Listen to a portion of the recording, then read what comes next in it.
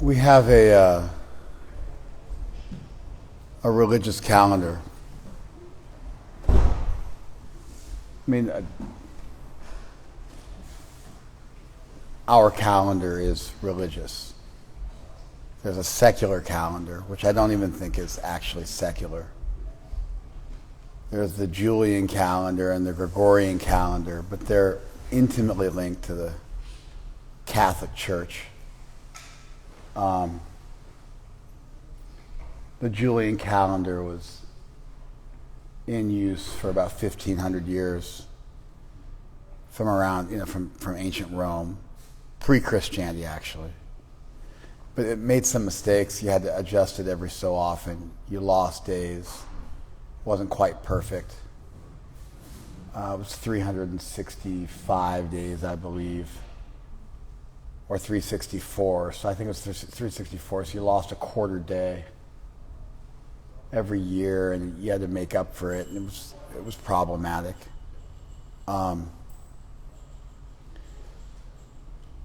Actually, the church I was raised in, which is the Orthodox Church,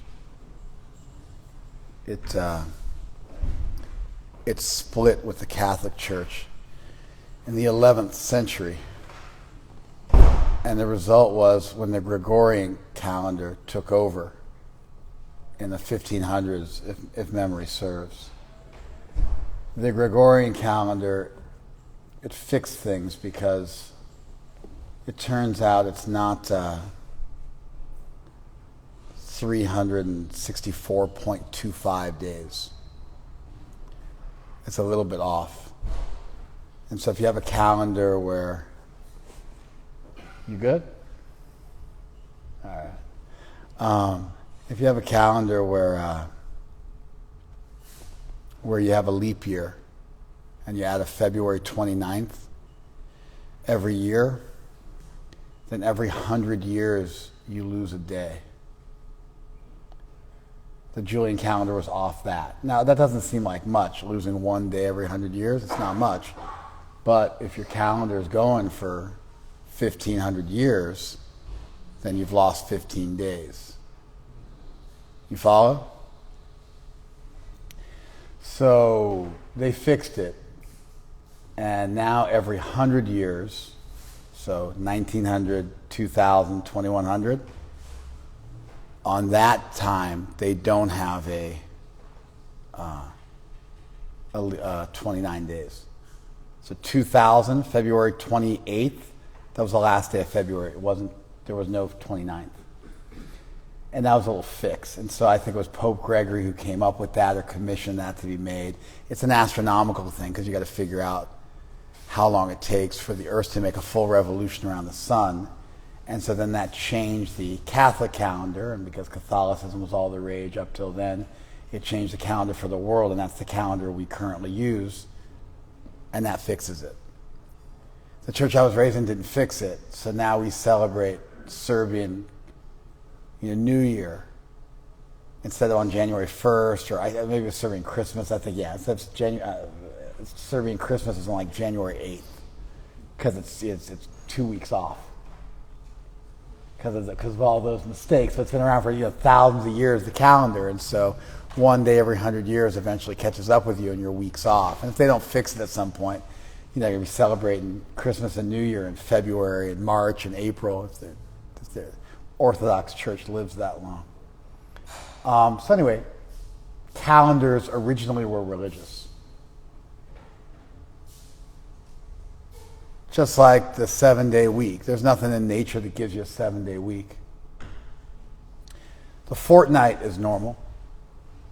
15 days, the moon gets tiny and disappears. 15 days, the moon gets big and gets full. That's nature. A month, hey, keep walking back and forth, man. Scram. No, not that way. This way. Go out. Just figure it out, man. You're out. You're done. You big behemoth, you. The kids, yeah, somebody's got to be up there minding things. kid's got a 580-pound squat at the age of 17, which normally people lie about the numbers they can squat, but did you see his legs? He was not lying. He's a lineman, 17 years old. He'll get bigger. From Nepal. His parents are like 5'3", 5'4". Somehow he's 5'11" and gargantuan. It's like a kind of, I don't know, like it's like a Gurkha thing mixed with the hormones in our food in the U.S. So it's like a GMO/Gurkha combination that really worked in his favor because he is a Viking, right?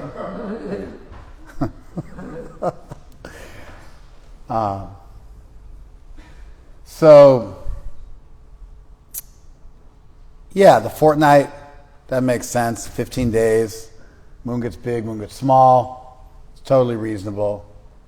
Then you got the month, which is, a full cycle of the moon, up and down. So, you like a full moon day, and 1 month later, it's another full moon day. That makes sense. The year, 12 months of that. The seasons, the 4 seasons, or there's 6 ritus, 6 seasons in India. All that, those are all natural ways of breaking down the world. But the week, that's also from the Bible. God created the world in 6 days and rested on the 7th. That's where we get the Shabbat from. So religious calendars are just kind of how we do things. It's how things were done. And even now, the ones you use that you think are secular, if you go back far enough, you'll see they have religious origins. So we have a religious calendar. And in our calendar, it tells you the day the Gita was spoken. It's called Gita Jayanti, also known as Mokshada Ekadasi. Mokshada Ekadasi. The Ekadasi that gives moksha or liberation. It's a fasting day. It was last Tuesday in Orange County. And so I gave a lecture on the Gita last week, but my liege lords somehow or other didn't think that was enough. So now I got to give another class on the Gita today.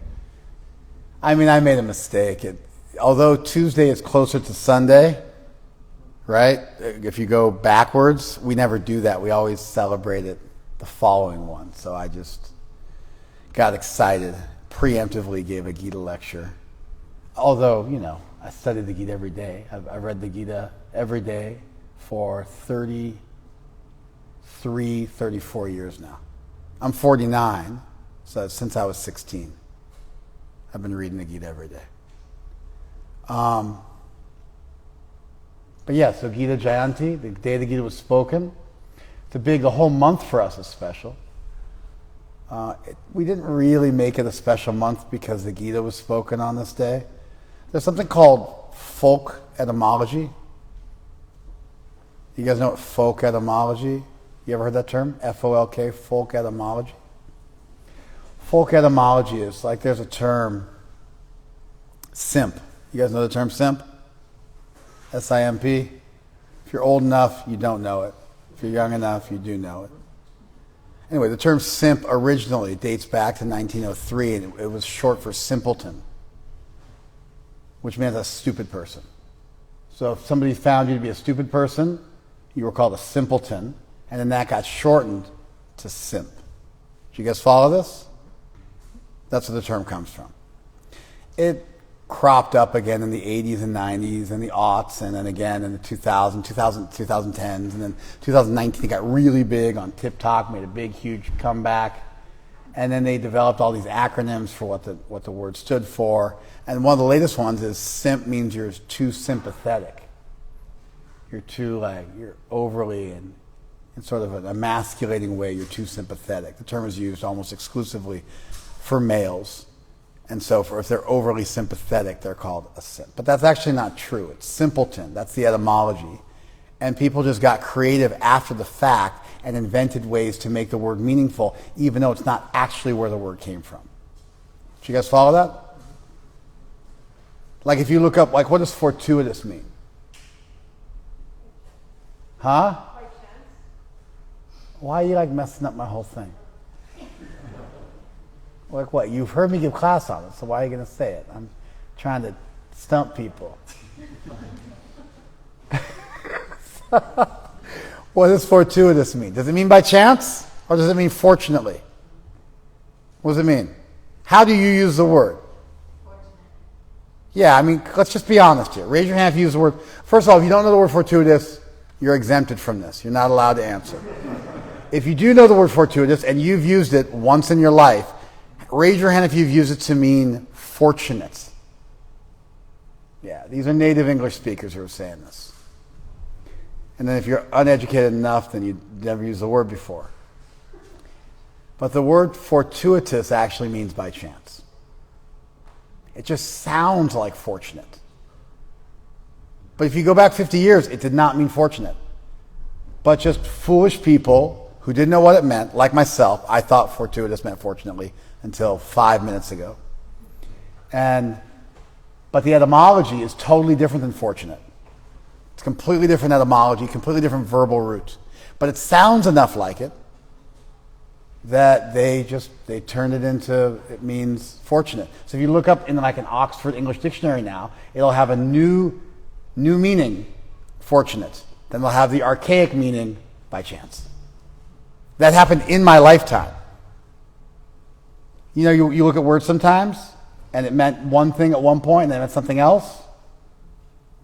And so that happens. Words evolve. So, I don't know why I got into this. I'm really out on a limb now. I was talking about folk etymologies with regard to simp. I gave you a modern day example. I was trying to go back and give you an old example that you would have been familiar with, but now I can't remember what that old example was. About the month of December being the special month. Ah, thank you. Man, my hero right here. We distribute thousands of Bhagavad Gitas to strangers during this month. It's a thing. Like we raise $10,000 from our congregation, at least, and we give out 5,000 Gitas to people. And for a small temple like us, that's a big deal. Globally, the Hare Krishna movement gives out 2.2 million Bhagavad Gitas in the month of December. Let me just say that again. This month, the month of December, the Hare Krishna movement globally, with our 750 some odd temples, we will give out 2.2 million Bhagavad Gitas.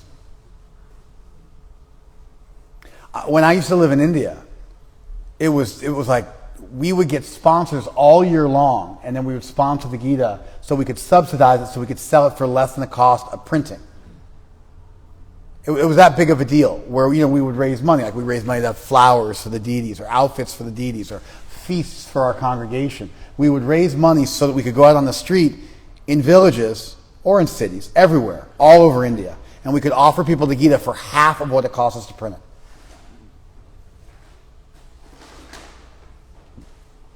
When I lived in India about 30 years ago, I lived in India for almost 10 years. And it's still the case today, although it's changing, but it's not fully changed. And when you go to the interior, things are still largely the way they always have been. But if we make free food here, like let's say we make some khichdi, which is a rice and bean stew, nice healthy rice and bean stew, and we go and we try to distribute it to people in Laguna Beach, they will say no thank you. Like homeless people will be there. They'll be begging, and we'll say, would you like some fresh, hot khichdi? And they'll look at it and they'll go, I don't like that Indian spices, I don't like it.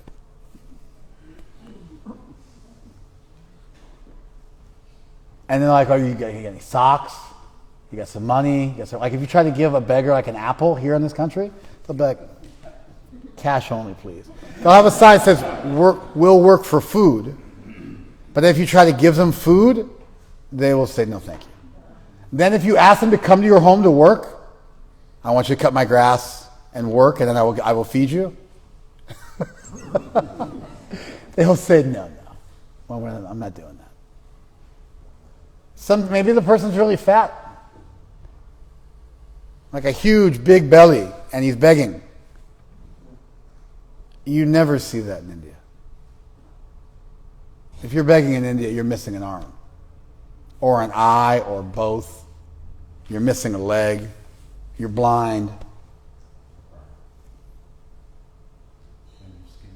Incredibly skinny, like malnutrition, stunted growth skinny. If you try to beg in India and you're fat, and I'm not kidding you, literally you'll be beaten.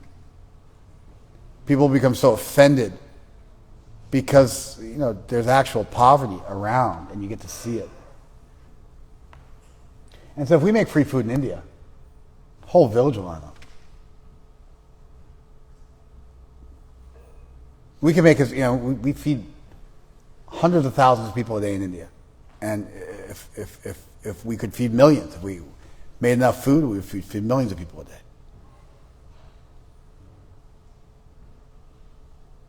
So when we sell the Gita for half the cost that it costs to print it, everybody is like, okay, I saved up. I'm going to buy the Gita today because it's half of what it would normally cost me. It's a deal, and they value it, and so they buy it. We would sometimes give out 500 Gitas in a day because of the subsidized price, and people were into it. We'd have all the languages. It was a whole thing. 2.2 million Gitas. It's not like they just fly off the shelves. It's religious literature. It's a real thing. We the whole year is spent preparing for this.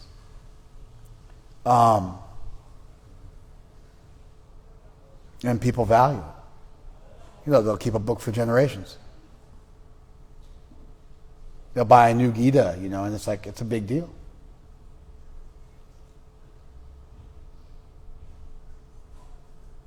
I mean, obviously there's rich, wasteful people in India, but in most of the civilized world, not the U.S., in most of the civilized world, people don't leave food on their plate, ever. You ever leave food on your plate? You ever, huh? That means sometimes you do. You ever leave food on your plate? Sometimes? How about you? You leave food on your plate? Never. Your whole life, never, right? You were trained, right? They've become so westernized. I'm just kidding. They're very pious, extremely pious people. You never leave food on your plate, right? Like your parents would beat you if you left food on your plate, right? Yeah. Because people are starving. So you don't eat. You don't take a bunch of food and then leave it. So anyway, people really value the Gita when we distribute it. Here, we could be giving people the Gita. They'd be like, nah, it's too bulky. I don't take it with me. Sometimes we would sell Gitas to people, and then we would find them in the trash can. Like they gave us money, took the book, and then just threw it away. We had a whole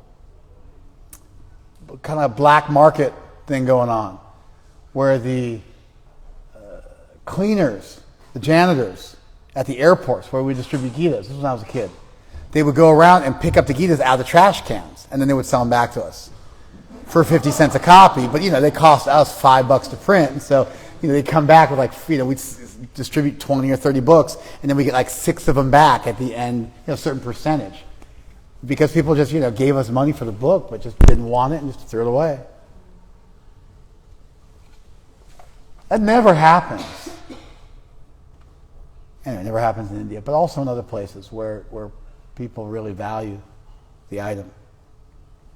And everybody values something. Like if I was just chucking diamonds around the street, every car would stop, people would jump out. There was $100 bills. I was just throwing them around the street. People would stop and pick them up. So everybody values something. It's just a question of what you value.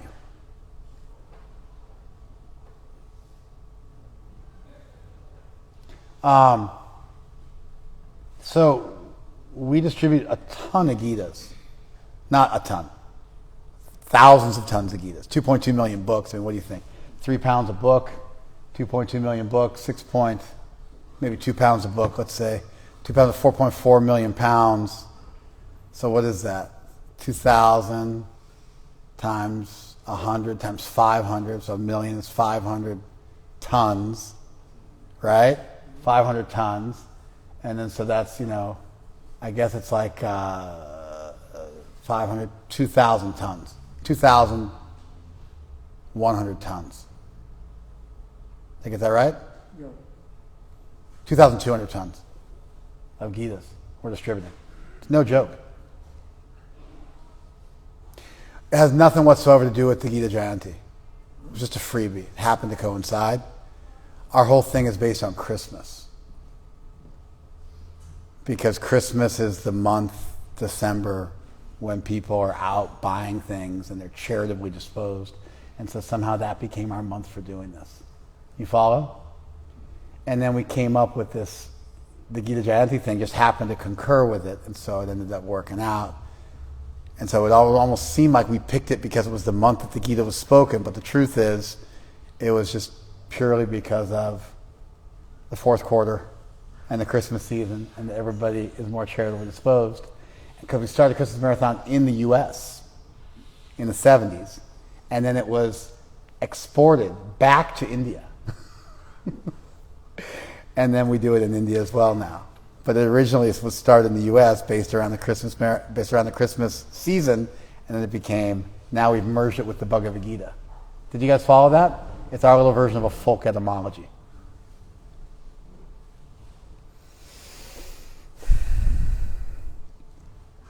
So what I thought we would do today is I got two things I want to do. One is, I was thinking, and I almost never prepare for lectures before I speak, which is probably evident to all of you by the way I meander.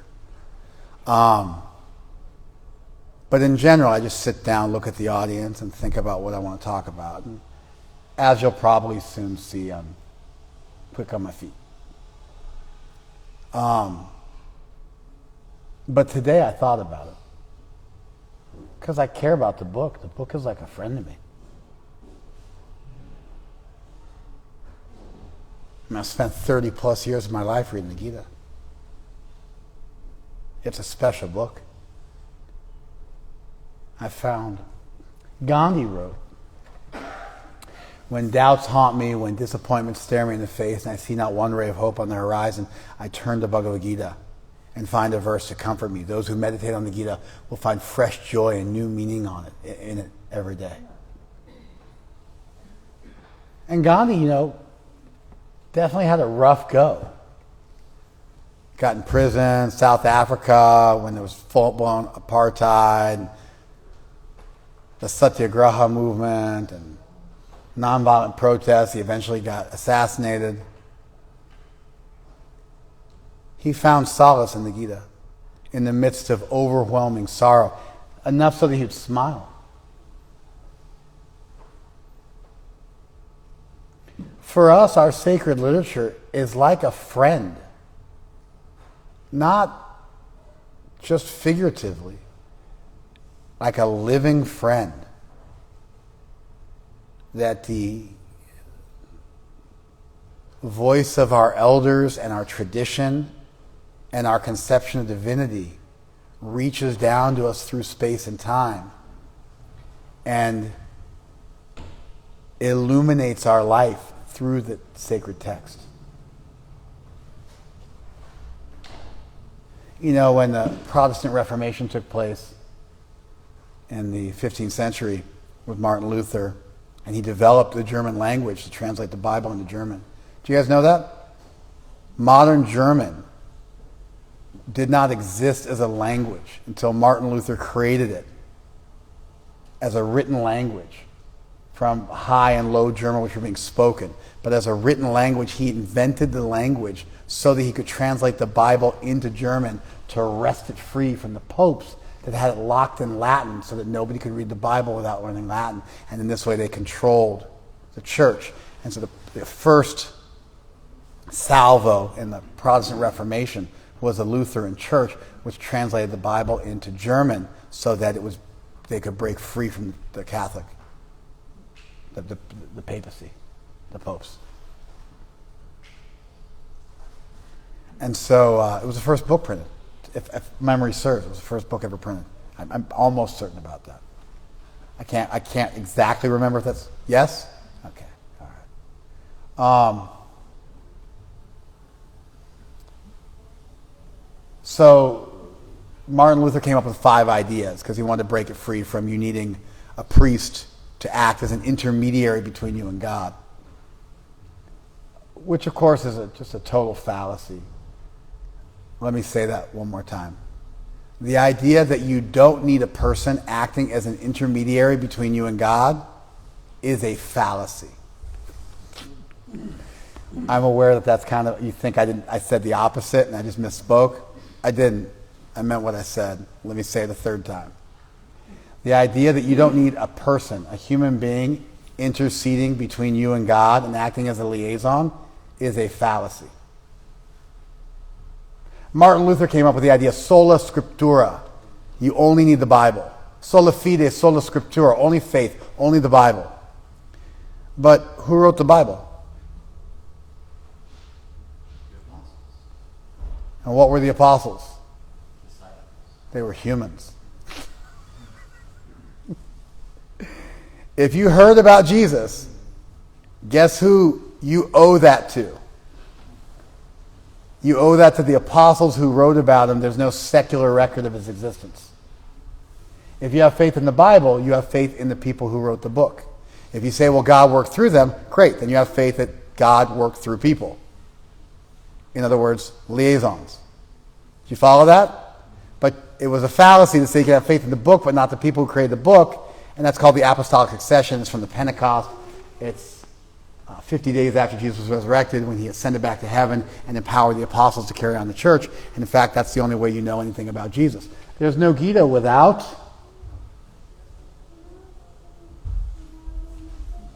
Sanjay. There's no Gita without Vyas.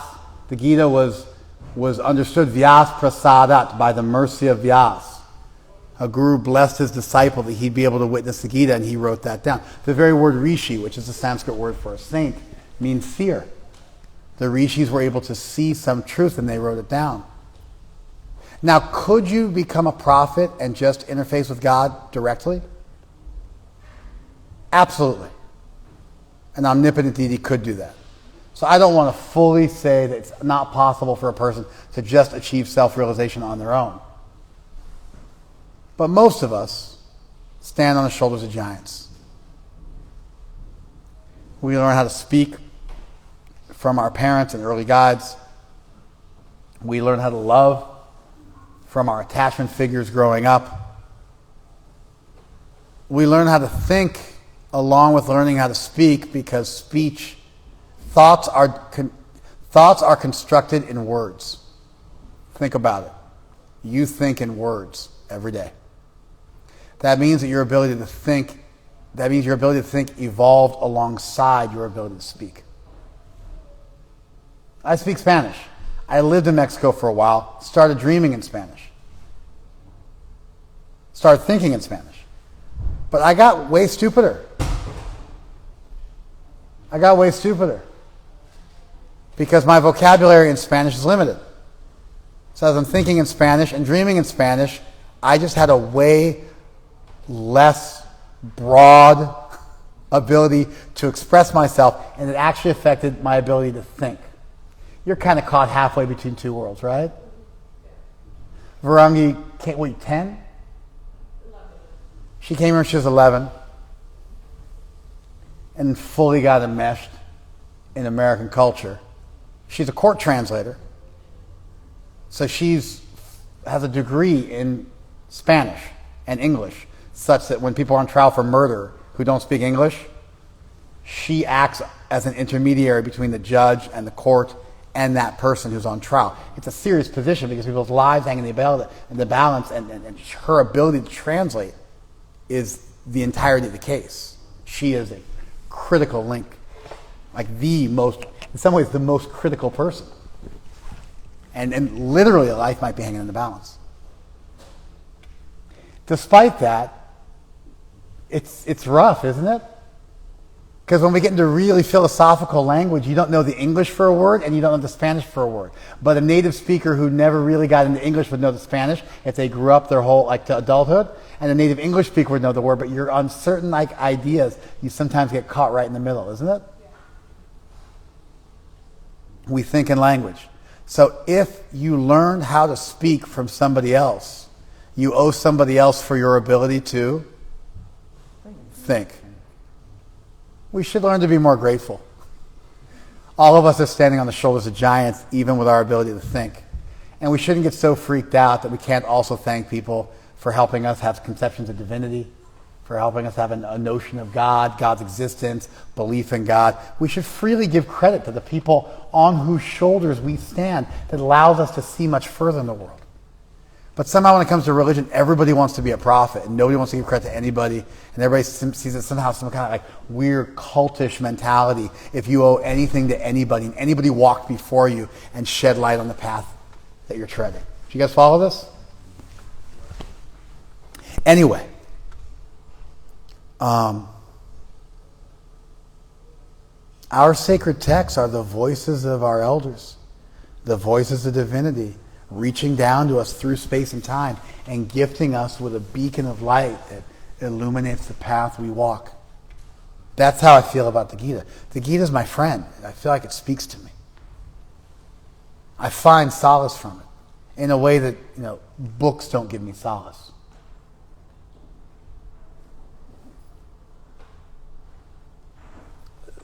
You guys know who Henry David Thoreau is?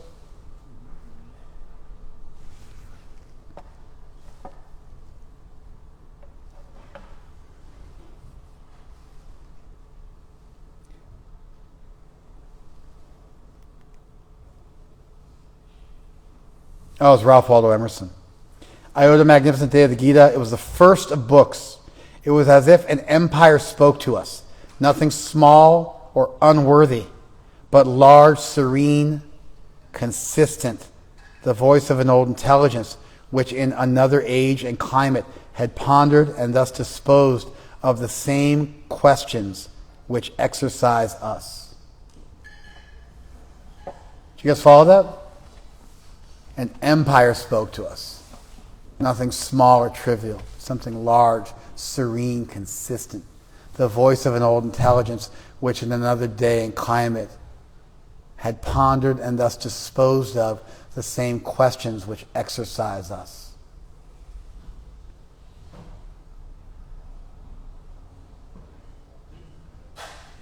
That's great literature.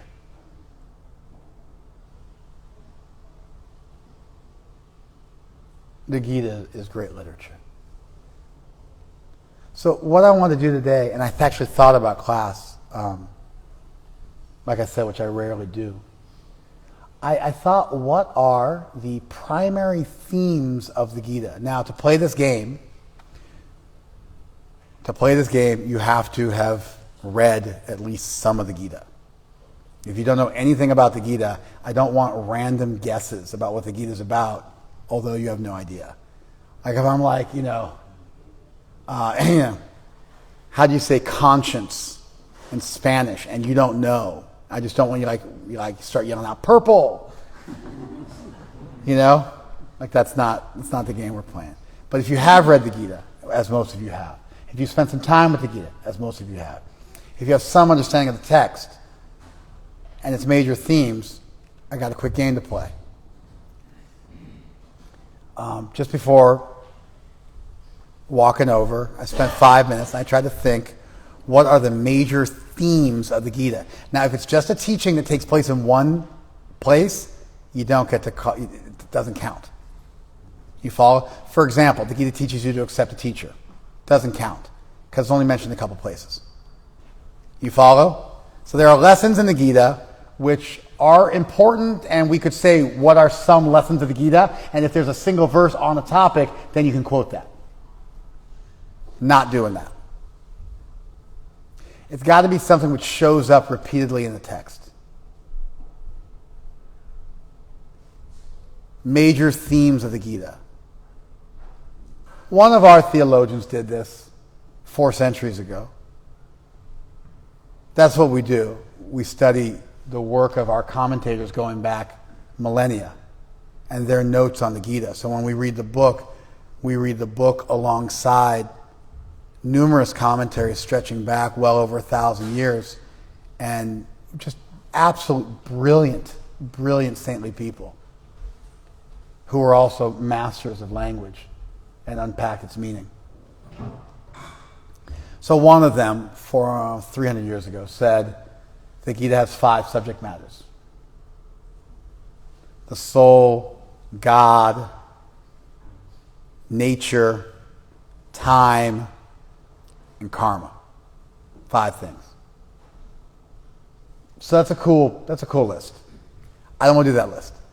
I want to do a list just off the top of your head, a theme which occurs in the Gita, which comes up several times. The more the merrier. Dharma. Hang on. We're going to go a little slower than that. We're not going that fast because I actually want to work with you guys on this. Dharma is on my list, as is bhakti. So I got both of those on my list. Devotion, bhakti, and dharma. Dharma in this sense we're going to call duty. The word dharma is a multivalent word in Sanskrit. It comes from the Sanskrit verbal root dri, and it means to carry. It means something which carries a person's existence. It usually gets modified by adjectives. So I have your kula dharma, your dharma to your family, your jati dharma, your dharma to your community. You'll have your pati dharma, your dharma as a father. You'll also have your sanatan dharma, your eternal dharma, your dharma relationship to eternity. And so, but dharma, for the purpose of this conversation, is duty. Arjuna's over and over again told to fight, to do his duty, to stand up, to not shy away from the battle. It comes up over and over again, this idea of doing your duty. Interestingly enough, one of the oldest Vedic texts, Mimamsaka Sutras, starts off Atato Dharma Jigyasa. Now, right now, inquire about Dharma. We build on that. Atato Brahma Jigyasa. Now, right now, inquire about spirit. So one of the main themes of the Gita is Dharma, doing your duty in this world. Another one is Bhakti. I came up with those 2. Those are good ones. We'll get into them more. What else we got? Yeah. Karma. Who said karma? Karma comes up, yeah. Karma made my list too. That what you do gives you a result. In fact, karma and dharma could be linked together. Karma, by the way, in Sanskrit, what does karma mean in Sanskrit? Good deeds. Yeah, it does, sure, because vikarma means bad deeds. So karma means good deeds. But karma also, more generally speaking, means deed. Period. Action. And then karma pal becomes the fruit of action. You get a fruit from your deed. The Gita says you can get a sukrit or a duskrit, a good or a bad fruit. So the word karma is more general. It means action. If you say to someone in Sanskrit, karma kim, what is your karma? They will tell you what they do for work. It means work, action, deed. From the verbal dhatu, kri, which means to do. That's where you get the word koro from. Kudu, goro, all those words come from kri. So, in many ways, karma, action, and dharma, in this sense, are quite synonymous. Like when Krishna says, karmani eva adhikaraste, you have adhikar to do your karma. He also could just as easily be, you have adhikar to do your dharma. So we can include it separately. I joined it together, dharma karma. I joined it together, but I think you could also treat it separately. Now the English concept of what goes around comes around. That's how we use the word karma. That would be a separate thing. And in Sanskrit that would be called karma pal, the fruit of karma. Oftentimes mispronounced now as karma phal. All right, we got 2, 2.5. What do we got next? No, we only get one chance. Come on, dude. Don't walk in and start shouting every answer out. Breaking the chains and... Hold on. Whoa. Somebody just said something. Did you say something? Sorry, I thought you called it. Was it you and her were fighting? No, I raised my hand. Somebody over here was saying something. Yeah, that's me. Was it you? Yeah. Okay, go. Sorry. My bad. Breaking the chains and delusion of duality.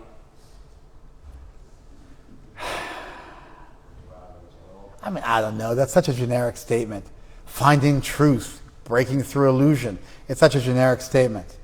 If I want to make your statement more thematic, the problem is if you make a general enough statement, every single thing counts. The Gita teaches truth. Yeah, okay. I can't really disagree with that, you know what I mean? And therefore it teaches freedom from falsity. And therefore it teaches breaking the chains of illusion. Do you see that? Now you threw in the word duality. So I'm going to take that word duality and extract that from that somewhat convoluted sentence you gave. You guys follow this? You're not just getting to play and like everybody gets a participation trophy. And we want to think about it. So if we say truth, come on, it's a little too generic, right? But then another way of saying truth is freedom from falsity. You follow? And a schmancy way of saying freedom from falsity is breaking the chains of illusion that surround you, or whatever nonsense you said. Did you follow that? All right. So, but freedom from duality, that's a good one. What's the Sanskrit for freedom from duality?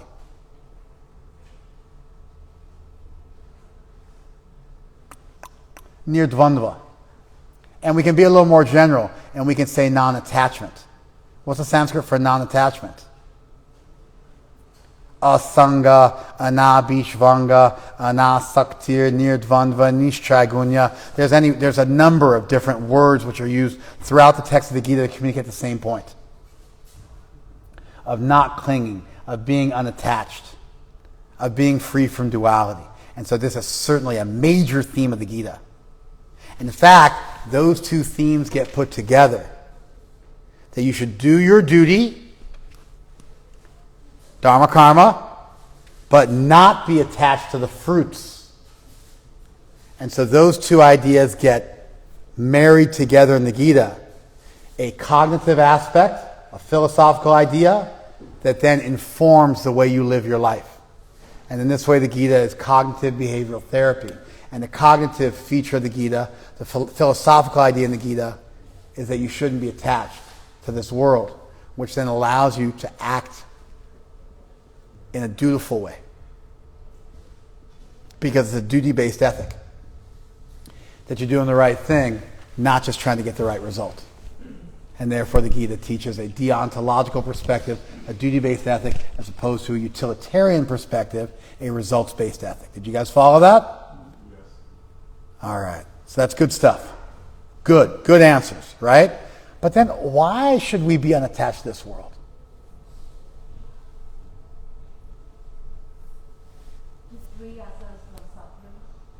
Yeah, I mean, that's Buddha's answer, not Krishna's answer.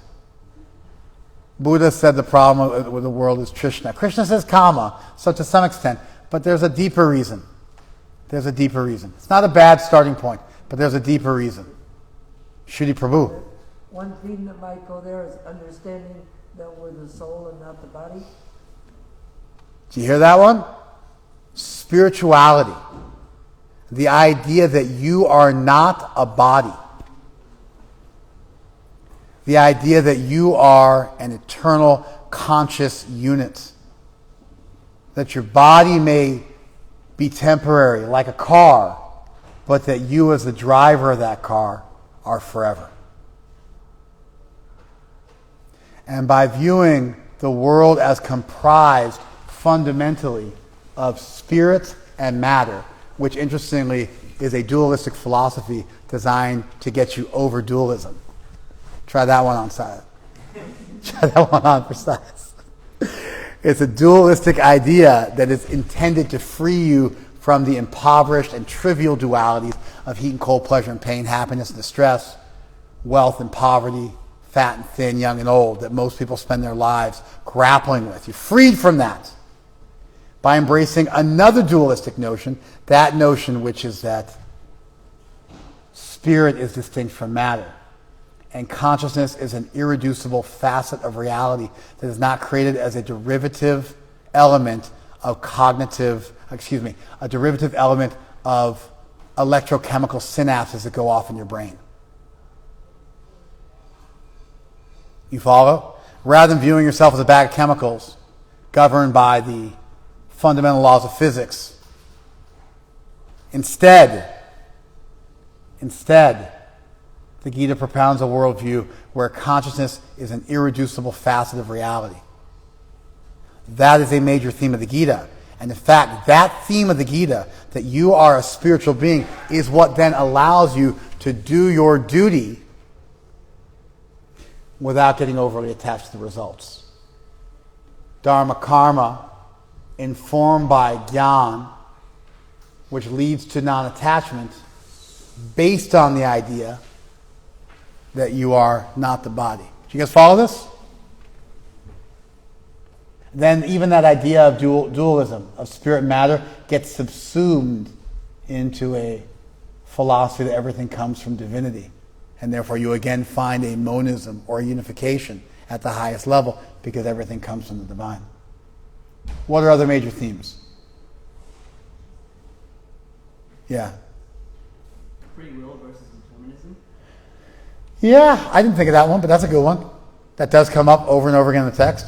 I'm going to give you full credit for that. In fact, you get extra credit because I didn't think of it. Free will and determinism. Actually, this is nice because now you get the idea of karma as a reaction, as fate, as a reaction for your past deeds, and how that balances out with free will into a complete worldview where you don't have a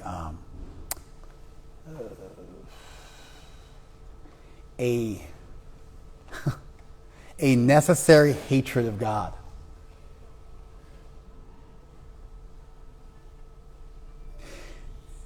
If you believe in God, then God created the world. If you don't believe God created the world, then you don't believe in God according to my definition of God. And I think my definition of God is pretty standard, a source of all reality. I don't think you're going to get a lot of fight from people on that. If I want to be like, this guy's God, I just decided like, or that bag is God.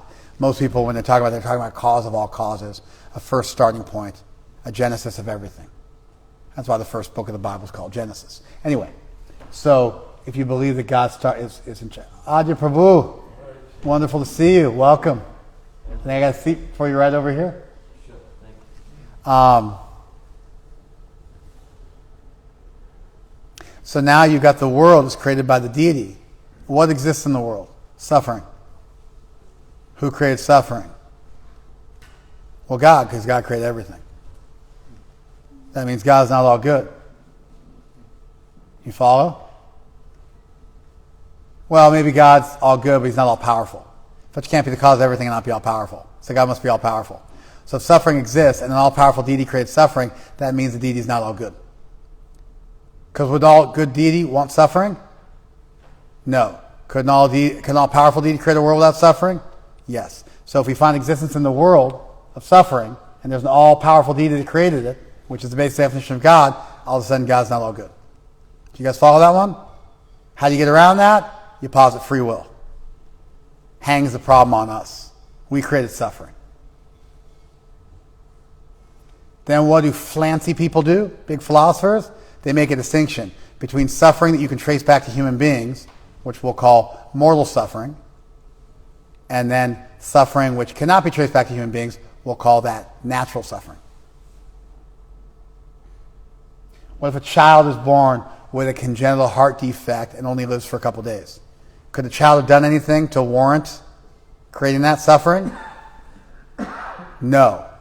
Therefore, the suffering is created by some other cause. Let's say we blame the child's parents. Wrap your head around this one. We're getting like intermediate level now, quickly. We're going to get back to normal stuff real quick. But let's imagine for a second that your parents were the cause. Somehow we can trace your congenital heart defect back to your parents. Although it's not always the case. There's random genetic mutations that aren't anybody's fault, in which case you're up a creek. But let's say you trace it back to your parents. if an all-good God allowed one soul to be born from parents, and that soul didn't do anything to deserve that, and they suffered, and another soul was born from the same set of parents and didn't suffer, but neither soul did anything to deserve it. Like Shruti had 2 children, and one of them he cursed to die, and the other one he blessed to live. But the children didn't do anything. You follow? Would he be all good? No, he'd actually be a criminal. So a deity that would allow one person to suffer unnecessarily and another person not to is basically the very definition of evil. We would take the children away from such a parent. So how do you get around this? You understand karma, that everything that happens to you is deserved by you. And therefore, through your free will, you create karma. That karma mitigates your free will. The same way if you get put in prison, you lose your rights. But it's your fault you're in prison because you committed some crime which caused you to lose your freedom, and therefore you can't blame the government. Do you guys follow this? In this sense, free will and karma go together like a hand and a glove and are incredibly important for a worldview that believes in God. And of course, the Gita, in addition to teaching us spirituality, also teaches us a belief in divinity. So now we've got free will and karma, which allows you to believe in a deity, theism. The word Bhagavad-gita means the song of divinity. You've got spirituality, the idea that I'm not the body, which then allows me to do my dharma, my duty, but not become attached to the results, anasaktir. I think those are the major themes of the Gita. I added in the gunas, because it comes up over and over again in the text. We're not going to talk about it, because that would take us the rest of our time. These are some of the major themes in the Gita. When I thought about the text, this is some of the stuff I came up with. I came up with one more. Shastra, the idea of valuing sacred texts. The idea that sacred texts provide you with an anchor point to give you entrance into a world that you might not be able to gain entrance into otherwise. Maybe you could, but it makes it easier. The voice of an old intelligence. Strong, serene, consistent. The voice of an old intelligence which in another day and climate had pondered the same questions, had pondered and disposed of the same questions that exercise us. Nothing small and trivial, but large, serene, consistent. The voice of an old intelligence which in another day and climate had pondered and thus disposed of the same questions which exercise us. The idea of Shastra as being valuable. So, the Gita teaches us that you're not the body, that you're something beyond that. You're consciousness, you're eternal. And therefore you should do your duty, but not be attached to the result. It's a duty-based ethic, an enlightened, spiritual duty-based ethic. And part of that enlightenment is you realize that everything that happens to you, you deserve. That's your free will. And that gets balanced out with karma, which allows you to believe in an all-good, all-powerful deity. And at the same time account for suffering in the world. Do you guys follow this? Those are some of the major themes of the text. It's big stuff. Perennial philosophy, big stuff. The last thing in the Gita, which is perhaps the most pervasive theme in the entire Gita, is bhakti. The idea that human life is fundamentally meant to cultivate a loving, devotional, sweet, intimate relationship with divinity. What's your raison d'etre? What's your purpose of existence? It's to love divinity. And by loving divinity, to thereby love all of creation, including all other living entities, by connecting yourself to everything through the hub, which is the genesis of all creation. And by loving one thing, the divine, you thereby automatically love everything because everything is connected to the divine. If you try to connect with stuff without going through the divine, you end up watering leaves on a tree instead of going to the root, and you always end up leaving something out. Did you guys follow this? That is the biggest teaching of the Gita. And I want to try to prove that. So, how do we prove that? Well, if we can find the teaching of bhakti in every chapter of the Gita, we can prove it. So let's start out. In the second chapter of the Gita, Krishna says, Yukta asita mat padaha. You should sit Yukta means yoga. Asita means sit. You should sit yoga. Mat padaha, with me as your highest object. And so Krishna teaches devotion to himself as the very means of sitting in yoga. How one can focus their mind in yoga is by focusing on a higher truth. Instead of trying to get like over lower truth, you get a param dristva. After having gotten a higher taste, you're then able to, a higher vision, you're then able to give up a lower taste. And so positive attachment to divinity is taught from the very beginning of the Gita when Krishna starts speaking. In chapter 3, he says, Sarvani karmani mayi sannyasyadyatma chetasa. Sarva karmani, all of your karma. Mayi sannyasya, give all of your karma, give all of your activities to me, adhyatma chetasa, with your mind fixed in spirituality. That's in the 3rd chapter. In the 4th chapter, Krishna says, Bhaktosi me sakacheti.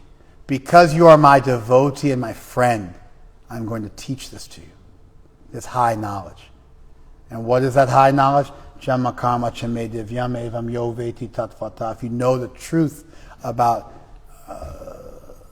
divinity, then tektva deham punar jamma naiti mameti sorjana. You never take birth in this world again. You get the game we're playing? We're going through every chapter of the Gita, and we're finding verses which talk about a loving, attached, positive, intimate relationship with the divine as being the purpose of human life. Wouldn't all good God make it easy to connect? Yes. That's why Krishna is available for the price of a song. That's why bhakti traditions do a lot of kirtan. That's why we chant Hare Krishna. We cry out to Krishna. We don't even cry the mantra. We don't even say like Om Krishnaya Namaha. It's a mantra. Om, my respects to Krishna. We don't even do mantras like that. We have mantras like that, but we don't do them in kirtan.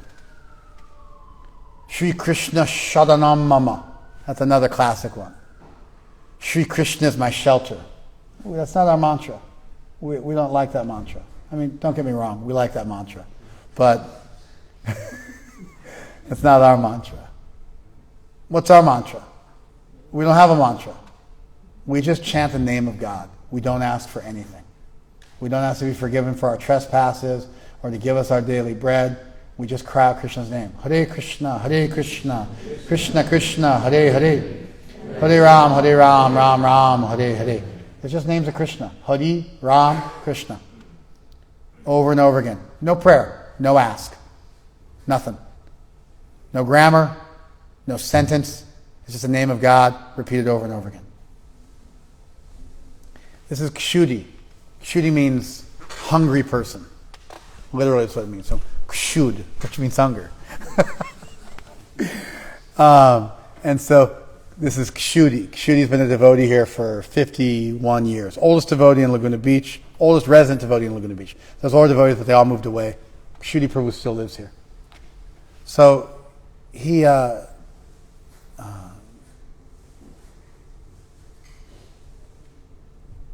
I don't even know where I was going with this. Just feeling some love for you. He wakes up at 3 to chant? No, I mean, that's a random factoid about his life. He wakes up at midnight or 1 o'clock in the morning. He chants 64 rounds a day, chants for 5 or 6 hours every day. Great saintly devotee, one of my best friends in the whole wide world, one of my dearest, most confidential friends in the world. But that has nothing to do with what I was talking about. Don't do that to me.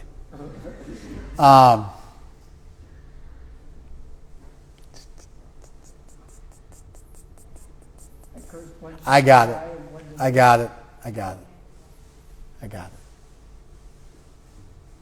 Let's say Kshuddhi Prabhu was powerful enough to help me. With whatever my problem was. And let's say Kshuddhi Prabhu was good enough that he wanted to help me. He was powerful enough to help me, and he was good enough he wanted to help me. How would he know to help me? I would call out to him, get his attention. Now, if he was omniscient, he'd know what I needed. If he was omnipotent, he could help me. If he was omnibenevolent, he'd be wanting to. So what would he need from me? He'd need my permission. If love is the purpose of existence, we have to have free will, because love has to be chosen. Therefore, you have to have free will in order for love to exist. A universe with the possibility of love is better than a universe without the possibility of love. Therefore, God created a world with free will so that we could choose to love him, but that means we could choose to turn away also, and Krishna can't overwhelm that. So Krishna's not really omnipotent, because he's omnipotent save and except for he doesn't minimize or mitigate our free will. An universe with the possibility of suffering, but with the possibility of love, is better than a robotic universe without the possibility of either. And so Krishna needs our permission. And how does an omnipotent, omniscient, omnibenevolent deity know that you want his help? Because you cry out. And so what do? We just cry out to Krishna. Let him take over. That's an element of a bhakti tradition. Hallowed be thy name. You cry out the name of divinity. You don't ask for anything. Even our practice is linked to the text. Krishna says, Satatam kirtayanto mam. My devotees, they're always connected to me. Mahatmanas tumam parta, daivim prakriti ashrita. The great souls, Mahatma means great souls, they take shelter of me. Why? Aham sarvasya prabhavamata sarvam pravartate. They know I'm the source of everything. Itima babajante mam buddha bhavasmanda. Knowing that, they do bhakti to me with great love. Ananyas chintayanto mam. Yejana parva. These great souls, they worship me just through their thoughts. They're always thinking of me. Bodhayantas paraspram. They're enlightening one another. They're always thinking of me. Machita makata prana. Bodhayantas paraspram. Their lives are dedicated to me. They're always talking about me. Tushanticha ramanticha. They find great satisfaction and bliss. Chatur vidha bhajante mam. 4 kinds of people approach me. They're suffering. They're inquisitive. Was it? Arti, Jigyasu, and Jnani. They're in knowledge. They surrender to me. Babahunam jamanamante jnanavamam prapadite vasudevam sarvamiti sat mahatma sadurlabha. Those who are in knowledge after many lifetimes, they realize I'm the goal of all life. Those great souls are very rare. Bhakti eka vishishati. The jnani, the one in knowledge who has bhakti, he's the best. Tasyaham sulabha parta mam smarti nityasa. One who thinks of me always, very easily achieves me. Bhaktya labhya tu ananyaya. The one who has unalloyed devotion very easily achieves me.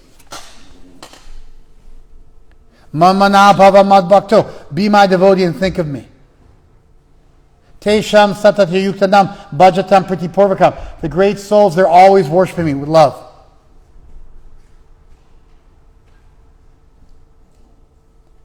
Mad bhakta mad karma krit. My devotees, they're always doing works for me.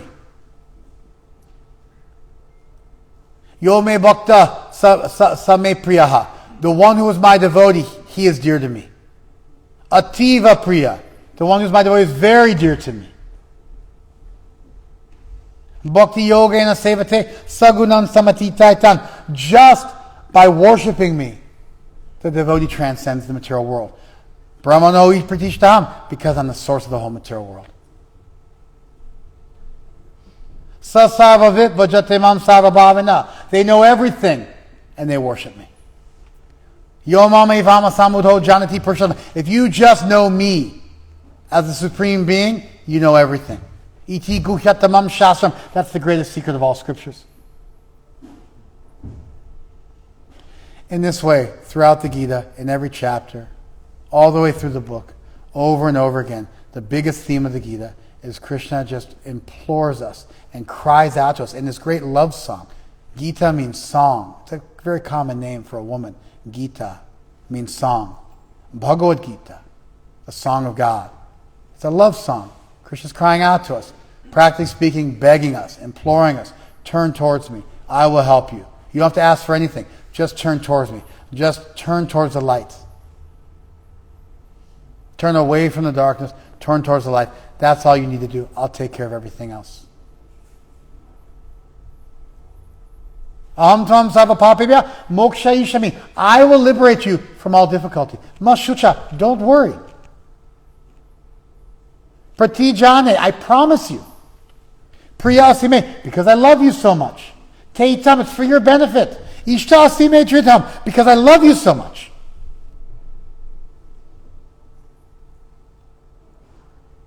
So the Gita teaches us that we're not the body, that we're something far greater, so that we can live in this world and do our duty, but not be of this world and become detached. And gives us a philosophical understanding by which we can love divinity, by reconciling the suffering we see with an all-good and all-powerful deity. It teaches us great lessons in detachment along the way, like Buddhism, but where it excels is in teaching us about the process of bhakti, of devotion, and teaches us to dedicate our life to loving intimately the divine, and implores us over and over again till Krishna at a certain point is just crying out about how much he loves us, how much he's there for us, how easy it is. Just turn towards me. That is the most pervasive theme of the Gita, as evidenced by the dozens and dozens of verses in every chapter that are dedicated to this specific topic.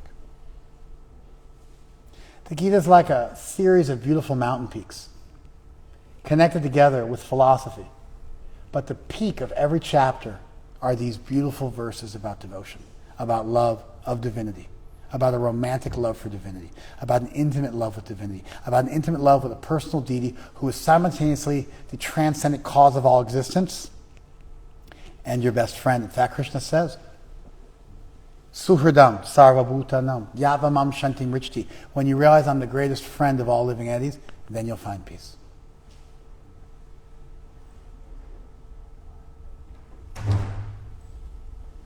All right. We'll do a little kirtan now. Oh, wait, I think we're gonna. What are we doing? Where's Vedavit? What are we chanting now, or do we do after kirtan?